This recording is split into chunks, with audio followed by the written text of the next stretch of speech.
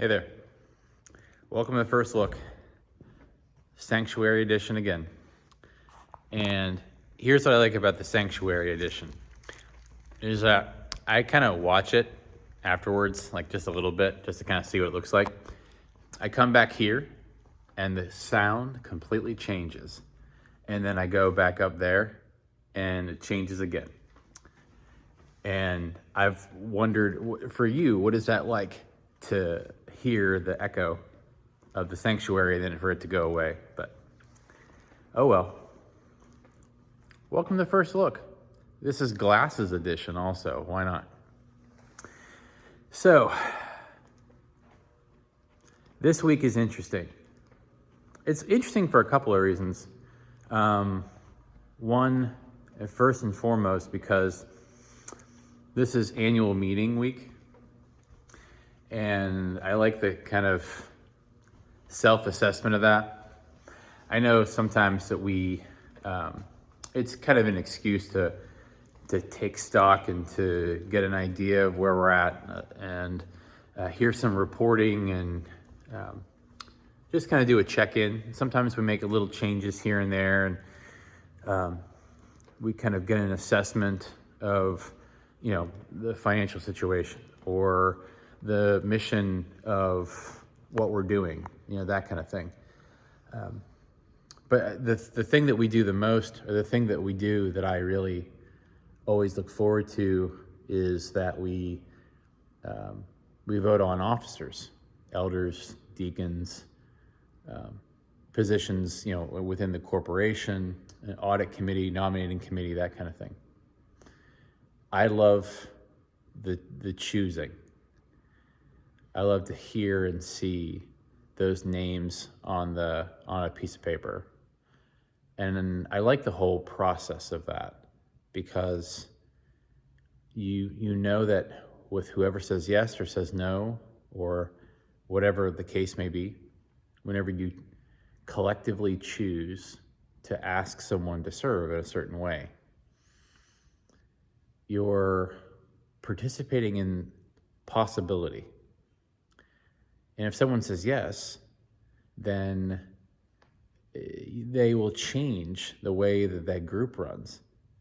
And sometimes they'll change the way you think about your time at the church, or the way you think about the group in general, or whether it's cohesive or not, or whether you decide to do something or not. One voice can, play a big part in all that. And that's really, really interesting. And I'm always excited to see a new group of folks sort of come in. And then, I get a little sad when I know that a couple of people inevitably go off the board, which is what it's, especially at session, which is what's is supposed to happen. But you realize, I'm going to interact with that person just slightly differently now. Because if you don't see them in that capacity, then it's just different. It just is. Even if you see them as often or talk with them as often, it's still a little bit different.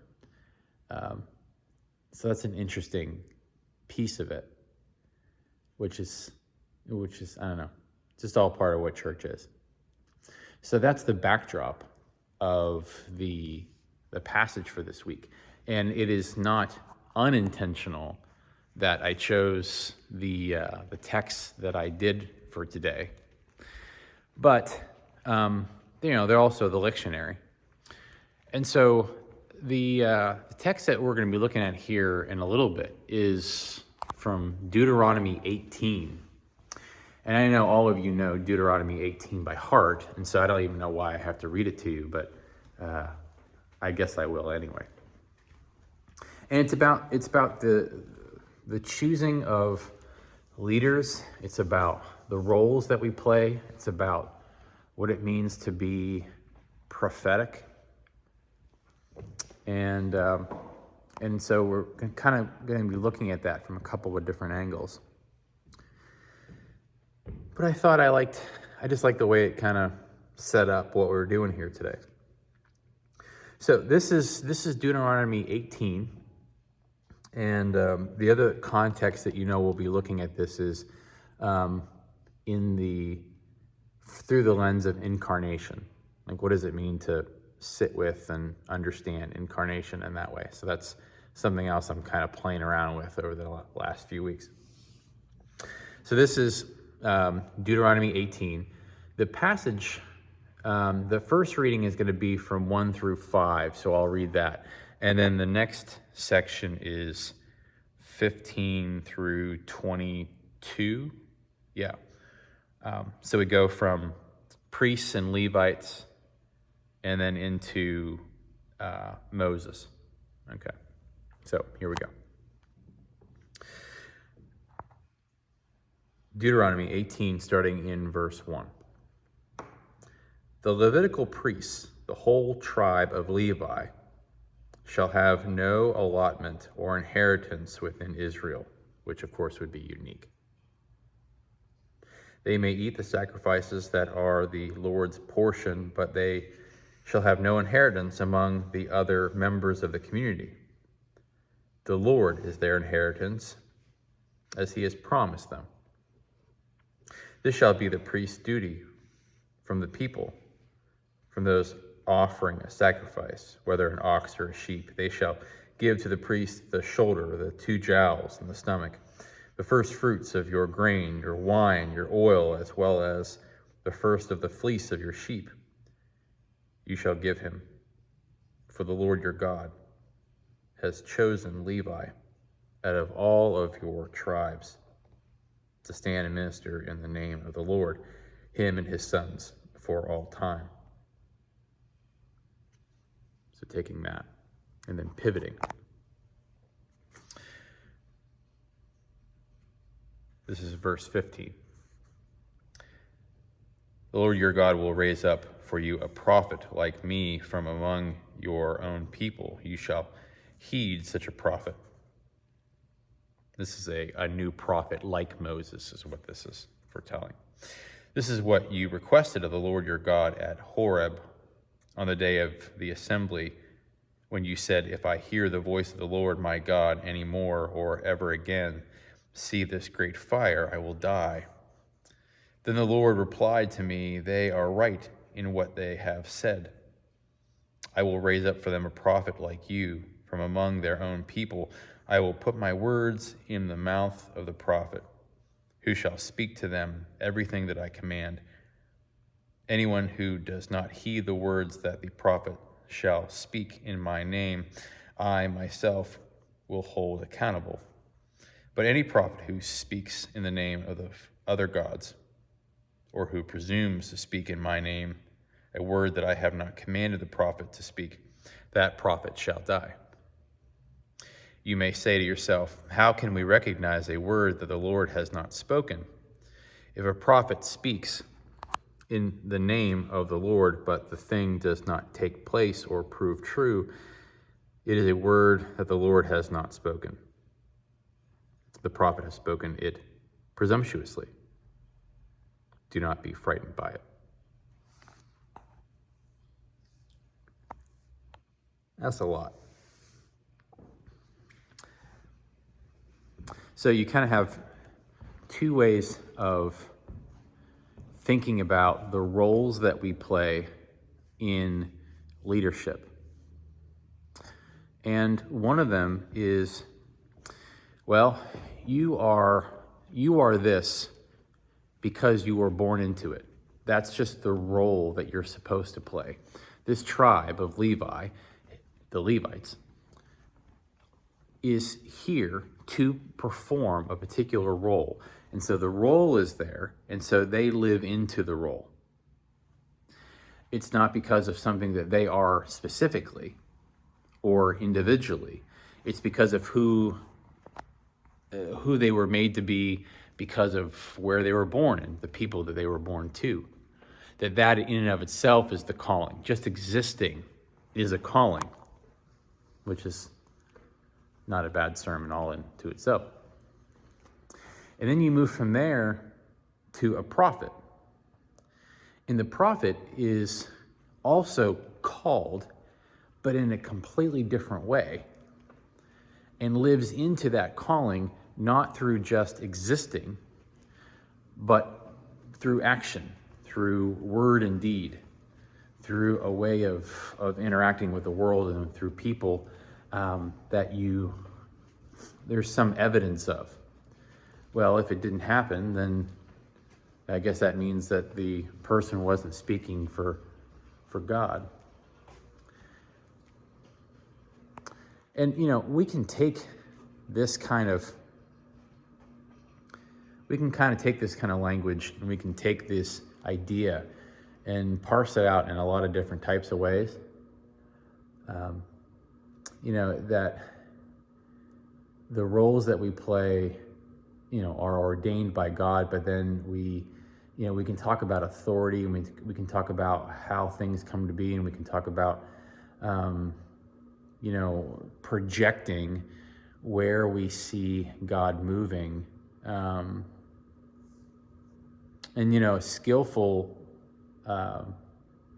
Skillful leaders can make you feel like every decision that they make was somehow ordained by God, or that, well, you may not have seen it in this way, but this is how it actually showed up. There's a lot of proving yourself through circumstance. And I think all that gets a little dicey, trying to figure all that out. But here's the part of it that I really appreciate. Because prophetic leadership or Levitic leadership I think speaks into our modern context in two clear ways, at least to me, given that this is my first thinking about it. I think the part about being someone who is a Levite and knowing that I don't have a choice. I am going to be of this priestly line, whether I think I am or not, or that's who I am or not, or whatever. I think it's kind of amazing when you think about it, that someone or that people could be preordained to be something before they really even had a chance to decide for themselves. You almost think about that like people who are born into farming families, or they're born into a certain small business. Maybe their parents were restaurateurs or missionaries, or maybe they had some sort of profession that was passed down generation to generation, and that certainly would have been much more common at the time. I mean, I think now in kind of the global marketplace, go to college and be whatever you want to be kind of idea, being born into a trade or a calling seems a little bit foreign to us. But recognize, of course, that would have been far less odd at the time, because people were what their parents were. If by and large, that was just always true about humanity. They were farmers, they were blacksmiths, they were bakers, they were, soldiers. Of course, that makes sense. I mean, we see that in certain professions today, like maybe it's law enforcement, or maybe it's, again, restaurants, or maybe it's farming or whatever. But that would have been almost universal practice at the time, right? I mean, that wouldn't have been strange. And so the idea that, as restricting as it might sound, well, I was born and now I'm going to be a priest and it doesn't matter what I think. On the other hand, you're going to be a priest and it doesn't matter what you think. Meaning you're called to something that's bigger than you, that your life is bigger than you. In the same way that you didn't choose to be born, and you didn't choose to be born a human. You are a human, and so you live into what it means to be human. that discover a path and decide whether you're going to be kind or unkind, that you're going to choose things that are healthy for you or not healthy for you. You're going to choose to love your neighbor. You're going to choose to work hard or not work hard. You're going to choose, all those things. We don't choose to be alive, nor do we choose to be human, but we are. And so we choose whether how we're going to move about in that reality.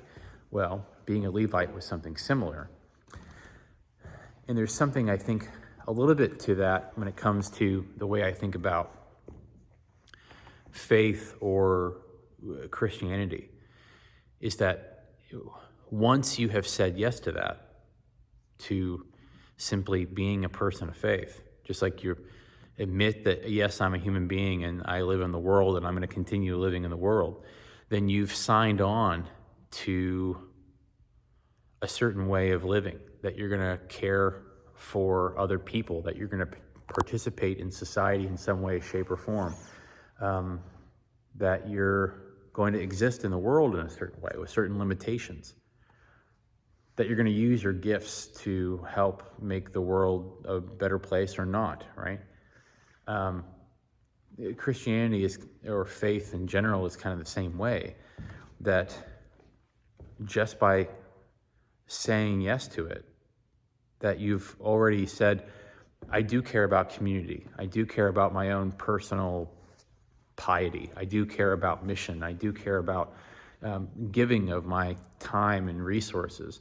I do care about listening and learning. I do care about worship. I do care about sharing my gifts. There's just a certain amount of things that you are a part of the life, right? Whether you decide to be an elder or a deacon or a pastor or none of those things, we all have this kind of universal truth to what we're accepting. And then there's the other side of it, the spot where this prophet comes into play, which is also fascinating.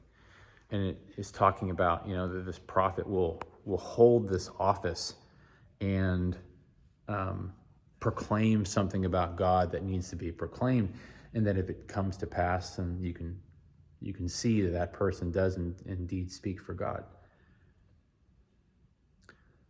In my profession, it's easy to understand what it means to hold a certain office. When I think about being at that pulpit, or I think about being in that office, and I think about my role as a pastor, I try not to just think about, well, how would Ben do something, or how should we structure something, or what goals should we set for ourselves just based on who I am as a person. But I try to think about it abstractly, in the abstract, that the decisions that we make and the ways that we structure the ministry of this church, many of those things shouldn't have anything to do with me at all. But the person who sits in that chair, regardless of who it is, should be held accountable to certain things, should have certain responsibilities, and that person will maneuver within those responsibilities in their own way, but that there should be a kind of standard to that, and that's important. And I try to think about my role as not just being about who Ben is as a person, but representing something kind of larger than myself. Whether I think about it as sort of a Levite who is entering into the role of what it means to be a person of faith or human, or I think about it like that prophet who is taking on this office and saying something about who they are and who God is, and trying to live into that. I have a responsibility to not just be Ben, who grew up in Industry, Pennsylvania and whatever, but that I represent something that is bigger than myself just by simply being in the room. And that role is bigger than my faults or bigger than my opinions. It's bigger than my gifts. It's a strange thing to be someone who is there, who is called upon to be somewhere when someone is about to die. Not because of anything special that you are, but because you hold the office of someone who does that you hold a space. You're like a marker in time and space. And that's an important role to play. And it's, again, it has nothing, you get there because of who you are and what you have learned and what you can bring. But once you're in that position, you're holding space for something bigger than you. And I try to remember that all the time whenever I'm doing, whether it's pastoral care or, leading a session meeting or thinking through what we should be up to as a church or whatever. I try to think about where this church has been, where it's going, how to be faithful to it, how to be a good colleague and a good friend, and how to do all those things. And I think that's part of it. I think, a unique experience perhaps of pastors. But I think it's something that we can all embrace in one way, shape, or form.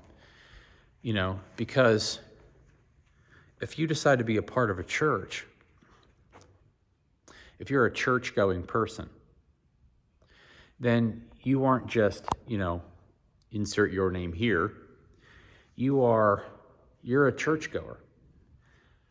And you help to reflect how people see church people. Let me say it kind of a slightly different way. I think the world sees church for all the things it is, as holding a very unique place in society. And for some people, that's a good place in society. Church-going people are people that care about their communities or care about each other or, care about, being a person who's seeking morality in some way, who's trying to do something good for themselves or their families or their community. And then some people, of course, think about church in a very negative light. It's hurt them, or they feel like they can see the warts and they can see the places where church has really failed. And so if you tell someone, oh, I attend church regularly, then they're going to have maybe a skepticism about you. And that's just true.